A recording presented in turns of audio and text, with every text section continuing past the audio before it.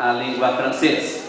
E eles congregam conosco. Nós temos o pastor Jafé com a sua família e o evangelista Jan também com a sua família e mais alguns irmãos. Eles trabalham juntos aqui e nós abrimos as portas para que eles evangelizem os franceses. Então, se você tiver alguém amigo seu que fala francês, convide para estar no culto que os irmãos fazem aqui. Estão fazendo agora de 15 em 15 dias.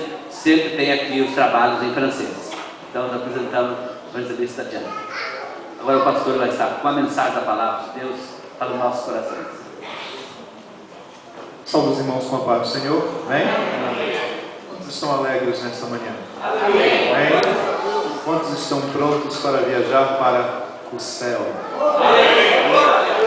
Aleluia. Vamos ler a palavra de Deus. Eu gostaria que os irmãos que trouxeram suas Bíblias, nós vamos ler 3 versículos diferentes. Eu queria que vocês abrissem e marcassem antes de nós lermos.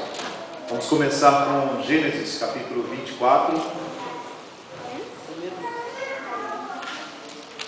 Primeira referência será Gênesis 24. Você vai abrir e deixar marcadinho aí.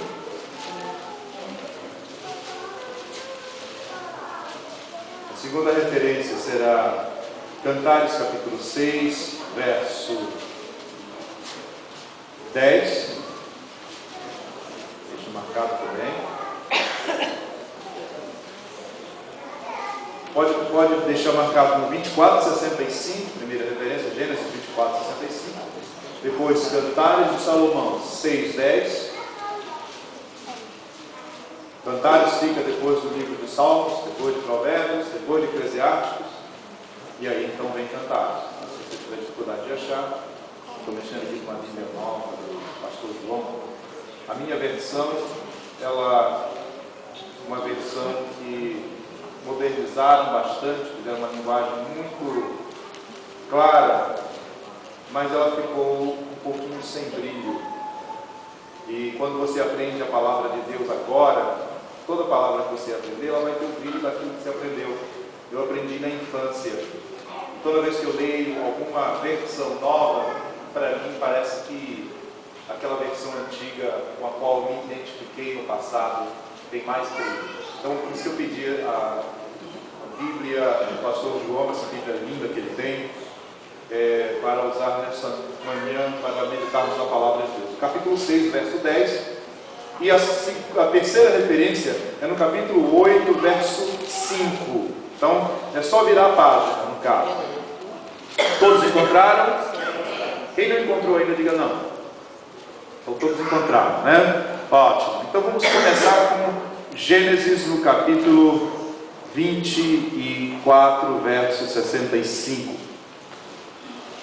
E disse ao servo: quem é aquele varão que vem pelo campo ao nosso encontro?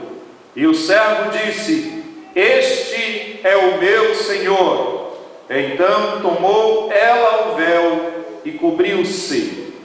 Vamos lá para Cantares capítulo 6, verso 10. Quem é esta que aparece como a alva do dia, formosa como a lua, brilhante como o sol, formidável como um exército com bandeiras? E capítulo 8, verso 5 de Cantares. Quem é esta que sobe do deserto e vem encostada tão aprazivelmente ao seu amado? Oremos. Senhor Deus e Pai, que está nos céus, em nome de Jesus Cristo, teu Filho amado, o que tem aprazido ao teu coração, o qual tu tens enviado para resgatar as nossas almas e nos dar uma nova perspectiva de vida. Em nome daquele que subiu ao Calvário e derramou até a última gota de sangue para redimir-nos dos nossos caminhos de perversidade, de destruição e morte. Em nome daquele que foi sepultado, mas que ressuscitou no terceiro dia e vive e reina para sempre. em nome desse Jesus que está às portas e que em breve virá para buscar a sua noiva amada, imaculada, santa, preparada, aguardando a bem-aventurada esperança e o seu aparecimento. É nesse nome que nós pedimos, abençoa-nos com a tua palavra nesta manhã. Amém. Podeis sentar. Eu sinto a presença de Deus. Eu sei que você também está sentindo. Porque seria impossível que Ele estivesse aqui e só eu sentisse. Não é que eu seja egoísta e acho que eu sou a pessoa mais sensível ao Espírito de Deus, mas é que a presença dEle, ela é perceptível até pelas aves do céu, pelos animais do campo, pelas estrelas, pelos planetas, pelo universo. O salmista sabia tanto disso que quando ele sentia a presença de Deus, ele declarava: os céus proclamam a glória de Deus. Um dia faz um discurso ao outro dia. A sua presença é notável. É impossível que você não a perceba. Você pode até ignorar, mas ela está presente. Ele é real. Eu gostaria de dar um tema para essa mensagem nesta manhã. Repitam comigo a palavra perspectiva. Mais uma vez, perspectiva. O significado dessa palavra é nada mais nada menos do que ponto de vista. Então repita, ponto de vista. Todo mundo entendeu? Quando eu falar de perspectiva, eu estou falando de um ponto de vista. Ou seja, um ângulo de vista. Quem está olhando daqui para lá tem uma perspectiva da igreja de frente. Quem olha lá da porta para cá tem uma perspectiva da costa dos irmãos. Nessas três referências que nós lemos, nós temos três perspectivas diferentes. E o tema dessa mensagem é três perspectivas espirituais. Ou seja, três pontos de vista espirituais. Qual é o teu ponto de vista nessa manhã?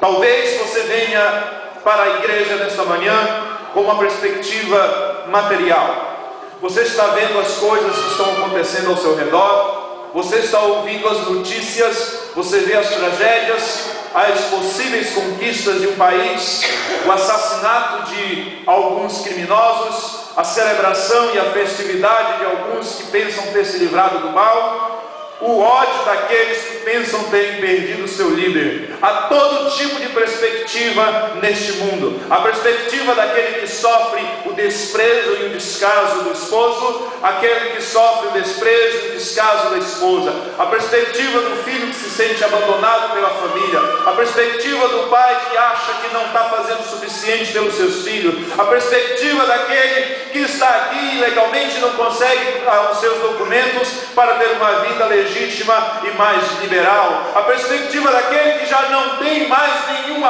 boa expectativa financeira e está querendo ir embora, porque o seu ponto de vista está fixado nos aspectos materiais que o envolvem. Mas o crente salvo por Cristo Jesus, lavado com o sangue do Cordeiro, preparado para encontrar com o Senhor, a sua perspectiva já ultrapassou todas essas camadas da sociedade, todos os pontos de vista do mundo. Os seus olhos estão fixos no céu, olhando para Jesus Cristo, autor e consumador da nossa salvação. Ele está, como Paulo disse, Ele nos fez assentar nas regiões celestiais em Cristo Jesus. E quem está sentado no alto não olha para cima, não mais, ele olha para baixo, porque a sua perspectiva é de quem está para o alto. Quando eu estava vindo na quinta-feira, eu olhei pela janela do avião, tinha uma senhora sentada entre mim e a janela, e o dia estava lindo lá fora, as nuvens nunca estiveram tão brilhantes e tão claras. Eu creio que por causa do horário, eu nunca tinha voado nesse horário, mais ou menos meio-dia. Nuvens brancas, parece que elas tinham sido lavadas com clorox. Tão lindinhas, tão bonitas, tão organizadas. E a perspectiva que eu tinha era de um céu brilhante, o sol que resplendia sobre aquela nuvem. E eu comecei a ter algumas viagens espirituais espirituais. Comecei a imaginar quando nós viermos ao resgate de Israel com o Senhor dos ares, nós estaremos nos aproximando daquelas nuvens.